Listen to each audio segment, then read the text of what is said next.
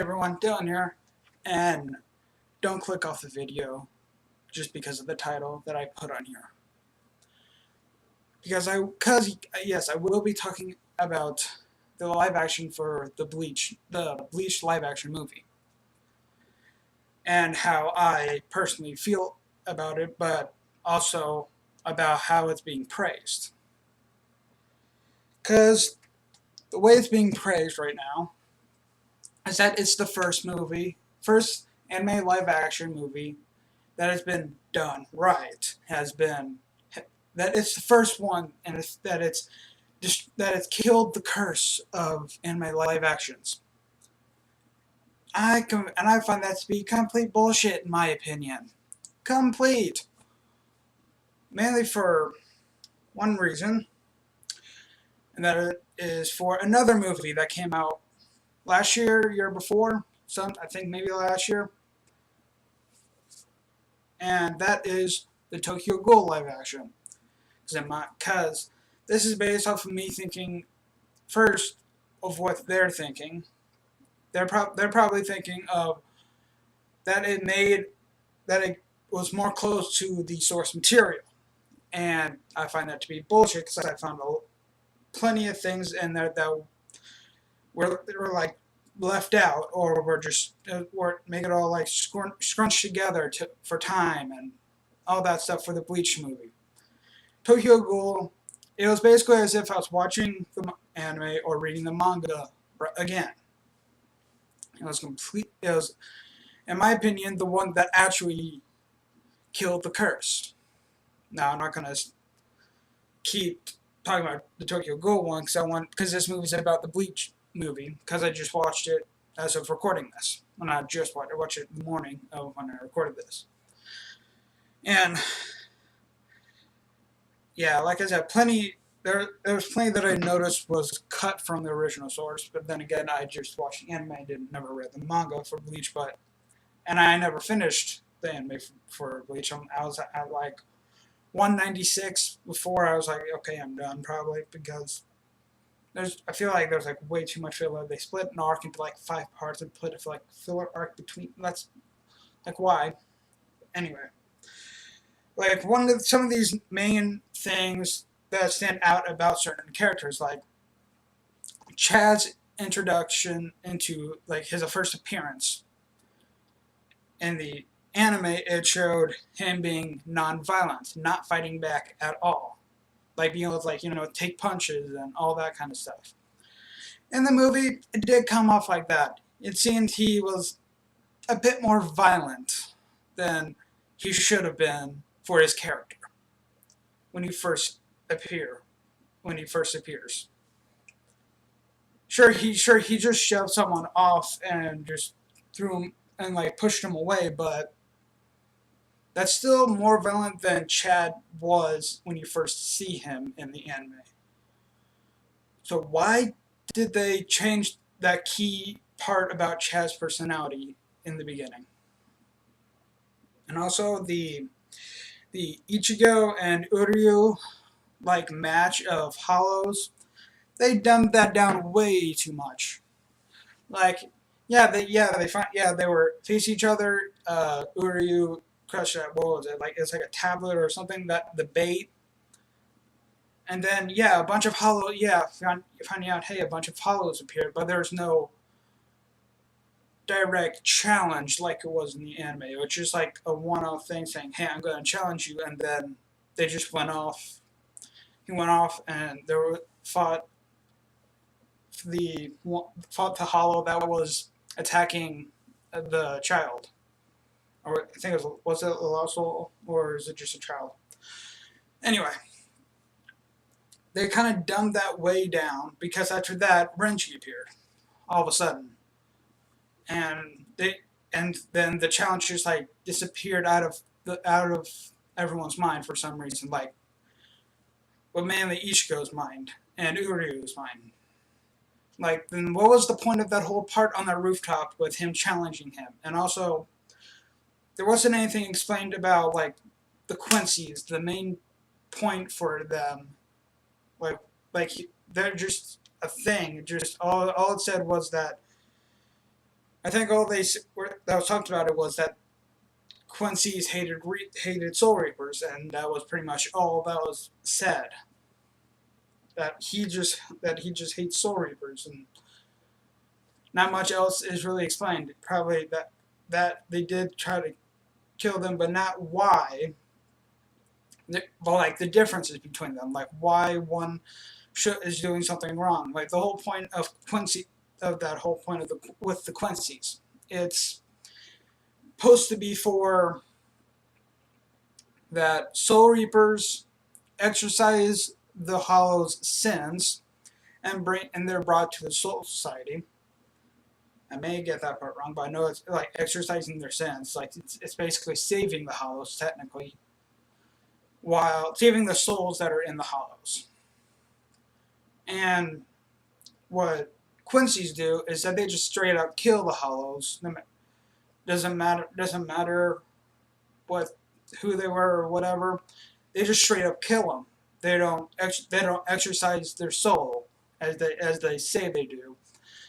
They're the main point for them was that they just kill them straight out, and that wasn't talked about in the movie at all. And that was a big point of a Quincy versus Reaper and why he was even there. But am I saying that I dislike the movie? No. I did really enjoy the movie.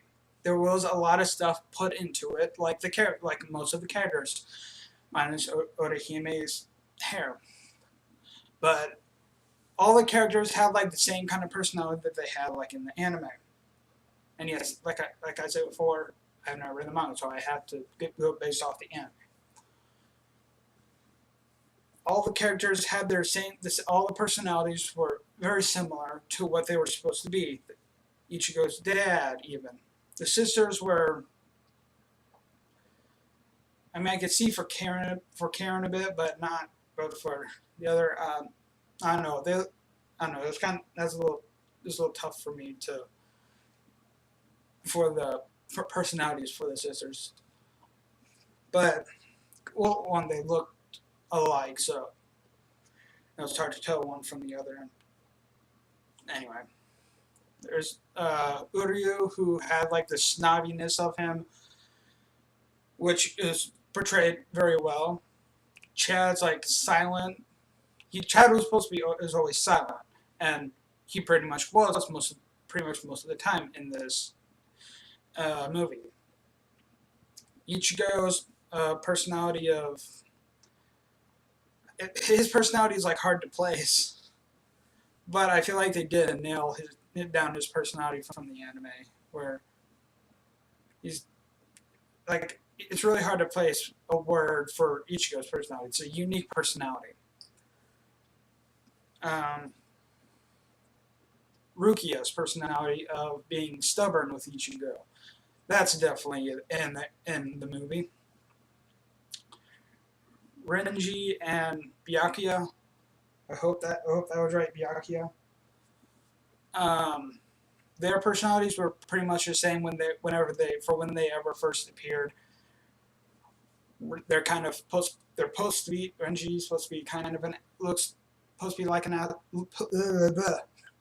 Renji is supposed to be kind of like an asshole to this whole thing, and Byakuya is supposed to be like the cold, silent type toward all this, and so it kind of played very well. And who's the other one? Urahara. His personality, that's again more. It's more, again, it's hard to place a word for his personality. It's kind of like kind of like an out there personality. Probably no one would get that, but it's all the personalities that I've seen in it are pretty much very close to being like pretty much spot on for them. So that's what I really enjoyed about this movie. Yeah, well, like I said before, they it's being praised as the first. Like I said, it's being praised to be the first one to be done correctly, or it's killed the curse of this anime live action, that all anime live actions are bad and they don't go to their source material and all that kind of stuff. And I'm just finding a whole load of bullshit with that, because Tokyo Ghoul was, whenever I watched that, like I said before, like I was straight out of the anime or the manga. Like I was rewatching. It was basically like I was rewatching it.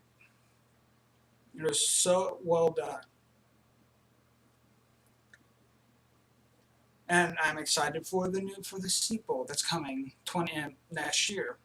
That is probably gonna have Tsukiyama finally, based off of the poster I saw. And just to wrap it up, I want to talk about how it ended. Now, it's maybe a little bit of spoilers, maybe, but the ending kind of left me a little salty, because it did a minor sort of thing. It'd be like, maybe they can do a sequel, but why didn't they do it correctly for a sequel? Where there's a good chance there could be a sequel, because they left you on a because it could leave you on a cliffhanger. But no, they decided to just make it be like, oh, it's a nice all happy ending. No, because that's not how it went at all before in the anime. The ending should have been with Ichigo being almost dead. Rukia, I mean, they had the part with Rukia making a show of that she hates him now and wanting to go back. But whenever she's going back, she's supposed to be taken and imprisoned and then set to execution, and that's what probably could set a sequel. But they didn't do that. They just gave her powers back, erased Ichigo's memory, and it's just talking about that that maybe he won't remember me, and then it just says, I think, like, just a subtle thing for a sequel. I'm like, they could have done so much better, because it's being praised so much that they could have made it turn into a straight up cliffhanger for it, with Ichigo like bloodied and basically on the brink of death, and Urahara can come in like at the last minute to like he did. I think it was Urahara who takes him and brings him to his place to heal him, instead of Rukia just getting all of her powers back and now she's just back and it's all happy. That's not how it went. I'm just a little salty about why they had to end it like that. They could have planned it to do a cliffhanger and do a good, very well made sequel to it, with the fight in the Soul Society to get Rukia back.